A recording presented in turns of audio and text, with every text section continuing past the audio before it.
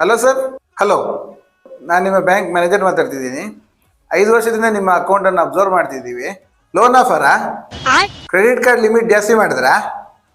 Sir, limit increase ಅಲ್ಲ, ನಿಮ್ಮ balance decrease ಆಗಿದ್ದ ಬಗ್ಗೆ ಕಾಲ್ ಮಾಡ್ತಿದ್ದೀನಿ. ಸರ್, ಅದು ಟೆಂಪ್ರರಿ ಮಾರ್ಕೆಟ್ ಸಿಚುವೇಶನ್ ಸರ್. ನನ್ನ ವಿಷನ್ ಲಾಂಗ್ ಇದೆ ಸರ್. ಸರ್, 5 ವರ್ಷದಿಂದ ಟೆಂಪ್ರರಿನೇ ಇದೆ. ನೀವು ಇಂಟ್ರಾಡೇನಲ್ಲಿ ಪರ್ಮನೆಂಟ್ ಆಗಿ ಲಾಸೇ ಮಾಡ್ತಾ ಇದ್ದೀರಾ. ಸರ್, ಅದು ಮಾರ್ಕೆಟ್ ಸರಿ ಇಲ್ಲ ಸರ್. ಎಕ್ಸ್ಪೈರಿಯಲ್ಲಿ ತುಂಬ ವಾಲಟೈಲ್ ಆಗುತ್ತೆ. ಆಮೇಲೆ ಎಲ್ಲ ನ್ಯೂಸ್ ಇಂಪ್ಯಾಕ್ಟು, ಮ್ಯಾನಿಪ್ಯುಲೇಷನ್ ಸರ್.